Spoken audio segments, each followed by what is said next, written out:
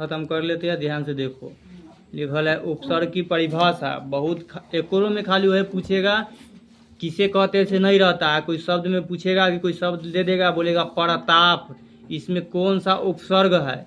ठीक, तो हमें से निकलेगा पर सबसे शुरू में लिखल है, तो बताना इसमें पर है। या कभी कुछ कह देगा, कहेगा अनु से कोई उपसर्ग बनाइए, अनु उपसर्ग से बनाए, तो अनु से अनुशासन अनुकरण, वैसे तो पहले पढ़ लेते उपसर्ग का अर्थ क्या होता है। उपसर्ग किसे कहते हैं? उपसर्ग उस शब्दांश को कहते हैं जो किसी शब्द के पहले जुड़कर उस शब्द के अन्य विशेष अर्थ प्रकट करता है। ठीक ना, ऐसा कोई शब्द जो किसी शब्द के पहले अगर जोड़ देंगे ना, तो वो मिल जाने से उस शब्द के दूसरा अर्थ बना देगा। ठीक ना, जैसे बोले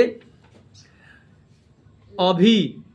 ठीक ना, अगर अभी कोई शब्द लाशा में अगर अभी जोड़ देंगे तो बन जाएगा अभिलाषा। तो ये अभी शब्द है ना, ये उपसर्ग है, तो यही उपसर्ग बनता है। नहीं कि उपसर्ग कब लगता है, तो शब्द के आगे जुटता है उपसर्ग, इतना याद रखना। यह उपसर्ग किसे कहते हैं? जो शब्द के पहले जुड़कर शब्द के अन्य विशेष अर्थ प्रकट करता है, उसे उपसर्ग कहते हैं। ठीक ना प्रिंस, उपसर्ग किसे कहते हैं? को कहते हैं शब्द के पहले जुड़कर। हाँ, तो उत्तर देख कर नहीं सुनाने के लिए कहते जो तू कमला पढ़ने लगा। अब आगे देखो डायरेक्ट। अब संस्कृत में उपसर्ग से छोड़ो, जैसे तलोचन का जैसे में लिखल है। उपसर्ग किसी शब्द के पहले आता है, जैसे अन उपसर्ग को बन के पहले रख देने पर अनबन बन गया। ठीक ना, तब बन के पहले अन लगा देने से अनबन। अनबन का अर्थ भी यानी कि कोई जुटेगा तो उसका कोई ना कोई अर्थ निकलना चाहिए। जैसे अनबन का अर्थ होता है मन मुटाव, जैसे दूगो भाई में अनबन होता है, जैसे सास पुतों में अनबन हो जाता है, तो मन मुटाव हो जाना यानी कि तनका देर के लिए झगड़ा हो जाता है। समझना गया? हुआ है दादी मम्मी में, दादी मम्मी अनबन हुआ है, बस समझ गया। तो ये हो गया, अगले कंपाइन ना है। तो हिंदी में जितने उपसर्ग प्रयोग में आते हैं वह अधिकतर संस्कृत भाषा के है। उसके उदाहरण निम्नलिखित देखो। उपसर्ग के नाम में पर का अर्थ होता है अधिक। तो जैसे ही शब्द है कोई सन, सन में पर जोड़ देंगे तब बन जाएगा प्रसन। ठीक ना, तब प्रसन में कौन सा उपसर्ग है? पर। यही क्वेश्चन रहेगा कि प्रसन में कौन सा उपसर्ग है? तो पर, यानी कि कुछ ज्यादा अधिक प्रसन है। प्रताप, इसमें कौन सा उपसर्ग है? पर। प्रपात, इसमें कौन सा उपसर्ग है? पर। आप कहेंगे पर उपसर्ग से दो गो शब्द बनाइए, तो ऐसे बना देना प्रसन, प्रताप, प्रकृति, कुछ ऐसे जो बनता है। से आगे देखो। हाँ, तो जितना है प्रणाम आया दुस या दूर से, जिसका अर्थ होता है बुरा या हीन, तो इससे कौन शब्द बनेगा? दुर्लभ, दुस्सह, दुर्नीत। तो ये पूछेंगे कि दुर्लभ में कौन सा उपसर्ग है? तो दुस या दूर। आगे उसके निस या नीर, जिसका मतलब होता है रहित। जैसे निर्बल, निसंदेह, निर्बाध, नीरस। तो निर्बल में कौन सा उपसर्ग है? नीर। ठीक, निर्बल, नीर का मतलब होता है रहित, बल मतलब ताकत। बिना ताकत वाला आदमी को निर्बल कहा जाता है। तो निर्बल, बल उसके पास नहीं है। अब बी से बनेगा। बी का मतलब होता है रहित या विशेष। जैसे विद्रोह, विदेह, बीजन। तो विद्रोह में कौन सा उपसर्ग है? बी। या बी से कुछ उपसर्ग बी उपसर्ग से कुछ शब्द बनाइए, तो विद्रोह, विदेह, बीजन बना सकता है। अति शब्द का होता है अधिक, तो अत्यंत का मतलब होता है अधिक। तो अत्यंत में कौन सा उपसर्ग है? अति। तो कई बार देख चुके हैं 10वां इंटर वाला में, ये अत्यंत में पूछता है कि अत्यंत में कौन सा उपसर्ग है? अति। नहीं तो बच्चा था समझदार है, पूछेंगे अभिलाषा में कौन सा उपसर्ग है, तो तुरंत कह देगा कि अभी है से। लेकिन अत्यंत में नहीं पकड़ाएगा। देखो अत्यंत में कौन सा उपसर्ग है? अति। तो ऐसे किया। अतिरिक्त में कौन सा उपसर्ग है? तो तुरंत क्लियर हो जाएगा, मतलब अति लिखल है, अति जो रिक्त बन जाएगा, तो में से उपसर्ग कौन होगा? अति। पहले अतिरिक्त नहीं पूछता है, लेकिन अत्यंत पूछा जाता है। अतिशय, तो ये में अति उपसर्ग है। अब अधिक से, अधिक का मतलब प्रधानता। अधिपति, तो ये में कौन सा उपसर्ग है? अधि। अधिकारी, ये में उपसर्ग है अधि। अधिनायक, इसमें कौन सा उपसर्ग है? अधि। अब अनु, अनु का मतलब होता है क्रमांक के बाद एक के बाद एक आता है। जैसे अनुशासन, अनुकरण, अनुचर, अनुरूप, अनुज। तो अनुज में कौन सा उपसर्ग है? अनु हो गया। अनुवाद, कौन सा उपसर्ग है? अनु। समझ रहा है ना? समझा कि नहीं? विद्रोह में कौन सा उपसर्ग है? तो बता। अत्यंत में अति। ध्यान दे बोले रहो। अब अगला अप। अप का मतलब होता है हीनता, जैसे अपमान। तो अपमान में कौन सा उपसर्ग है? अप। तो ये तो सब क्लियर है। अपराध, अपवाद, अपशय, अपकार, तो इस सब में कौन सा उपसर्ग है? अप। या अप से अप उपसर्ग से कहेंगे कोई शब्द बनाने के लिए, तो यही सब बनाना है। ठीक। अगला अभी। अभी का मतलब होता है और, इच्छा, अधिकता। तो जैसे अभिलाषा, तो अभिलाषा में कौन सा उपसर्ग है? अभी। तो अभियोग, अभिशाप, अभियान, अभिप्राय, अभिमान, तो इस सब में अभी उपसर्ग है। तो होता है पतन या हीनता। तो अब से अब उपसर्ग से कोई शब्द बनाना है तो अवनत, अवज्ञा, अवगुण, अवसान। आ से बनाना है तो उल्टा या अधिक। तो आगमन। आगमन मतलब होता है जा करके आना।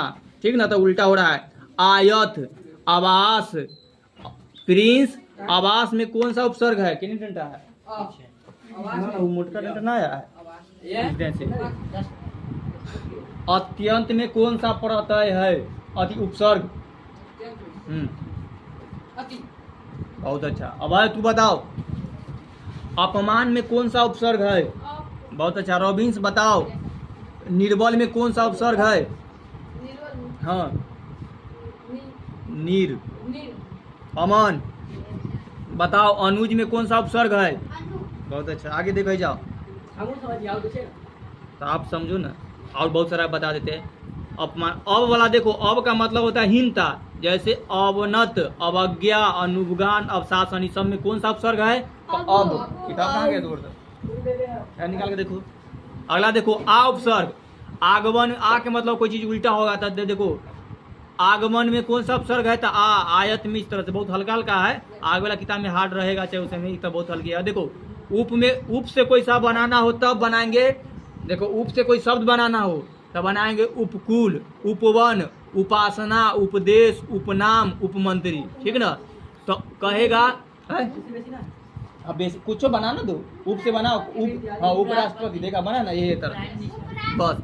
खाली ये ऐसे बना सकता है, लेकिन ज्यादा पूछा जाएगा कि उपदेश में कौन सा उपसर्ग है, तो उप बताना हो गया। अब नी का मतलब होता है नीचे या बाहर, तब बोलेंगे निरोध में कौन सा उपसर्ग है? नी। उपसर्ग का मतलब जो आगे लगल है। और निगन, नीमगन में कौन सा था? नी। निपात में नी। अब तनका मनका उसके बाद पढ़ता जाएगा। हाँ, आगे देखो। अब पारा उपसर्ग का अर्थ होता है विपरीत। जैसे पराजय, यानी कि जय के उल्टा हो गया पराजय, यानी कि जीत से पहले हारना। तब पूछा जाएगा पराजय में कौन सा उपसर्ग है? पराभव, परा। अब परि उपसर्ग, जिसका मतलब होता है आसपास, चारों ओर। तो पराभाव न है, पराभव लिखल। आगे देखो, परिक्रमा, यानी कि कोई के चारों तरफ घूमेगा तो परिक्रमा कहलाएगा। तो इनमें कौन सा उपसर्ग है? परिणाम, परिवर्तन, परिचय, परिपूर्ण, परिजन, तो इस सब में परि उपसर्ग है। आप प्रति। प्रति के देखो, प्रति का अर्थ प्रत्येक या बराबर, यानी कि हम कहेंगे प्रत्येक को चॉकलेट बांटेंगे, मतलब सबके चॉकलेट देंगे। ठीक ना, सबके एक एक आदमी। प्रत्येक मतलब होता है एक एक आदमी। तब प्रतिनिधि, प्रत्येक, तो देखो उस सब जो दिया हमें क्लियर ऐसी दिखाई देता है कि उपसर्ग कौन है, लेकिन प्रत्येक बोलेंगे में क्लियर न पता चलता कि हमें उपसर्ग कौन है। तो ये पूछता है कि प्रत्येक में कौन सा उपसर्ग है? प्रतिदिन, प्रतिकूल। प्रत्यक्ष में कौन सा उपसर्ग है रॉबिन? प्रत्यक्ष में कौन सा उपसर्ग है? प्रति। अब भाई अगला बताओ, परिजन में कौन सा उपसर्ग है? हाँ, परी। समझ गया पापा के परी? कभी बोला? हाँ, घात घटांग वाला होमवर्क है कल। हाँ, सम मतलब पूर्णता, संकल्प, संगम, संग्रह, संतोष, संयोग। ठीक, तो ऐसे पूछा जाएगा कि संग्रह में कौन सा उपसर्ग है? तो देखो स आ म। ठीक ना, संतोष, तो स आ म, तो ई पूर्णता। अगला देखो, संस्कार, सहहार, सम्मेलन, सम्मुख, संग्राम। तो संग्राम में कौन सा उपसर्ग है सौरभ? सम। अब सु वाला, श्रेष्ठ, सम्मान। सु का मतलब जेकरा पहले लग जाएगा श्रेष्ठ, यानी सम्मान, बहुत अच्छा। सुयश, सुपथ, सुखद, सुपात्र। ठीक, तो इस सब में कौन सा उपसर्ग है? तो सु। आज देखो कुछ बात बताया से पढ़ लेते हैं। हिंदी में स, बिन, अन, उन इत्यादि उपसर्ग है, जैसे सपूत, बिन देखा, अन देखा, 59 इत्यादि। उर्दू के बर, अब, बद, बे, बिला इत्यादि उपसर्ग के शब्द हिंदी में चलते हैं, जैसे बर जुबान, बदबू, बेवकूफ, विलासक। बेवकूफ कौन सा उपसर्ग है बेवकूफ में? बे है। बी कहाँ में पड़ता है? तो ध्यान कहीं और पड़ता है। आगे देखो, बेवकूफ में बे उपसर्ग है। अंग्रेजी में सब आदि उपसर्गों के शब्द में हिंदी चलते हैं, जैसे सब डिप्टी, सब डिवीजन में जो सब लगा, सब अंग्रेजी शब्द है, तो एक सब उपसर्ग ही है। आप पढ़ता है पढ़ेगा तो उपसर्ग खत्म हो गया। उपसर्ग वो शब्द होते हैं जो शब्द के पहले लगकर अर्थ बदलते हैं, जैसे अन, न, अभी खत्म। आप पढ़ता है वो कहलाएगा जिस शब्द के अंतिम में लग करके अर्थ के बदलेगा। जैसे तब पढ़ता है किसे कहते हैं?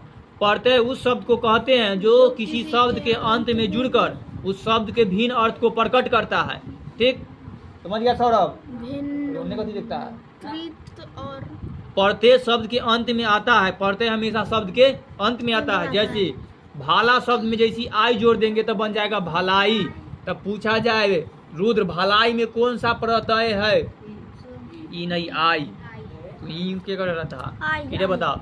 ई तनका खानी है ज्यादा बने। पढ़ता है कि दो भेद होते हैं, कृत पढ़ता है, तद पढ़ता है। छोड़ो, कृत पढ़ता है, कृदंत पढ़ता है। किसे कहते हैं? किसी क्रिया के मूल धातु के अंत में लगने वाले प्रत्यय को कृत प्रत्यय कहते हैं और इनके मेल से बने शब्द को कृदंत कहते हैं। ये प्रत्यय क्रिया के अर्थात धातु के नाम अर्थ देते हैं।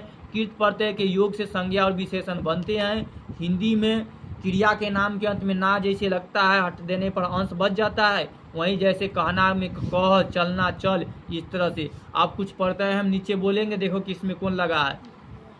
जैसे ही शब्द है खेवैया, तो इसमें कौन सा प्रत्यय लगा हुआ है? वैया। खे तो शुरू के धातु है, खे या खेना, और उसमें अंतिम में कौन जुटा है? तो वैया। तो खेवैया। तो पूछा जाए सेवैया, तो इसमें कौन सा प्रत्यय है? तो वैया। समझिए ना। कर्तव्य, कर्तव्य में कौन सा प्रत्यय है? नहीं, बैन, त से शुरू का तब्बे। ये ध्यान देखना इसी तरह, ठीक ना। खाली बय, खाली अंतिम वाला तन का सही से नहीं होना, उसका अर्थ भी निकलना चाहिए। देखो संस्कृत में अर्थ है। आगे देखो शक्ति, शक्ति में कौन सा प्रत्यय है? तो अंतिम वाला कित, ठीक ना। वेदना, वेदना में कौन सा प्रत्यय है? तो आना, ठीक ना। एहो में द में आकर छुपा है तो द, अन्ना, वेदना।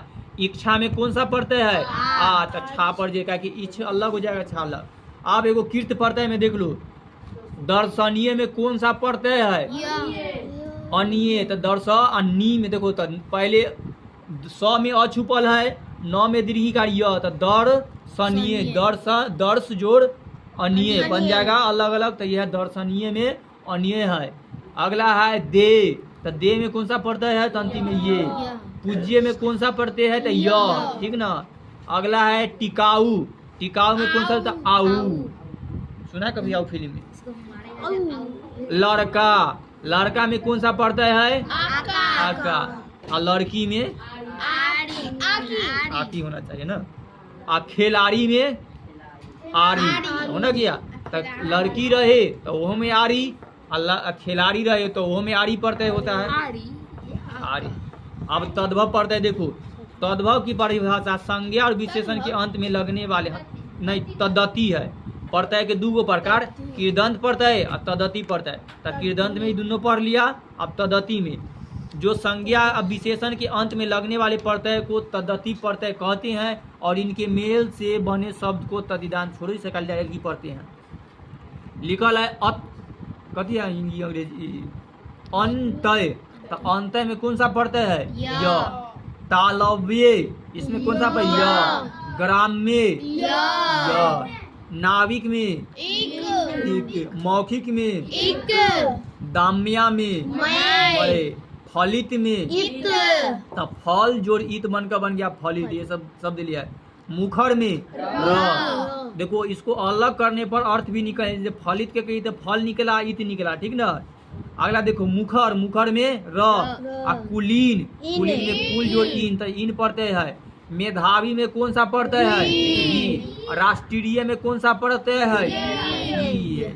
आ तंद्रिल में कौन सा प्रत्यय है? और है ना सर ना दिखाई देता है कितना, इसी सब ध्यान देना होता है। जैसे लिंग के पूरा को ध्यान देना था, उसके बाद वचन को की बदले के, उसी तरह एक सब शब्द के करे के तो अभी बहुत ना है, जे कुछ नियम कानून था से हो गया है। अब अंतिम के बाद इस के तोरा अपना रिवीजन करना है। जैसे पूछेगा घरेलू में कौन सा उपसर्ग है, तो घर, तो उसी तरह उपसर्ग पड़ता है। जब तंका का देखो, तो लघु तत्व में कौन सा प्रत्यय है? तो तत्व। गौरव में कौन सा प्रत्यय है? तो अ। लाघव में कौन सा प्रत्यय है? अ। तो हिंदी में तदती प्रत्यय है ई, इला, आउ, आलू, हा, नाक, इया, आर इत्यादि। जैसे कागज में लगा देंगे तो कागजी बन जाएगा, तो ई कागज जोड़ ई कागजी, तो बोलेगा कागजी में कौन सा प्रत्यय है? तो ई प्रत्यय। कांटा, तो कांटा के बनाएंगे तो कटीला बनेगा, तो इनमें से कौन सा प्रत्यय है? तो ईला। कमाई, कमाई को बना देंगे कमाऊ, तो पूछेगा कमाऊ में कौन सा प्रत्यय है? ऊ नहीं, आऊ। झगड़ा को बना देंगे झगड़ालू, तो झगड़ालू में कौन सा प्रत्यय है? आलू। समझ गया? लालू बोल दिया हम सोचिए अब है बोला है, लगा रहा किस बोल रहा है। तो झगड़ालू। अगला देख लो, तेल, तेल को बनाएगा तेलहा, तो तेलहा में हा प्रत्यय है। खतरनाक में नाक प्रत्यय है। दुधिया में या प्रत्यय है। इया ऑप्शन रहेगा, ई ऐसा देख लो ऊपर में नाक के बगल में इया, ऐसा ना काम में ठीक लगाना है, ऐसा हाँ पड़ता है उपसर्ग।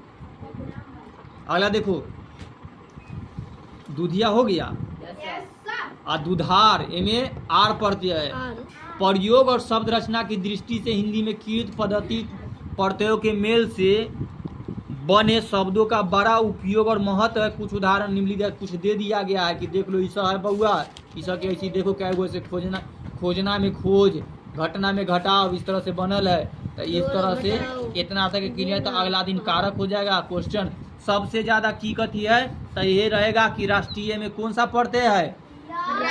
अपना मन से दीजिए कि बुके से निकाल, बुके से देंगे, अभी जितना करवाए उतने में से देंगे, हो जाएगा।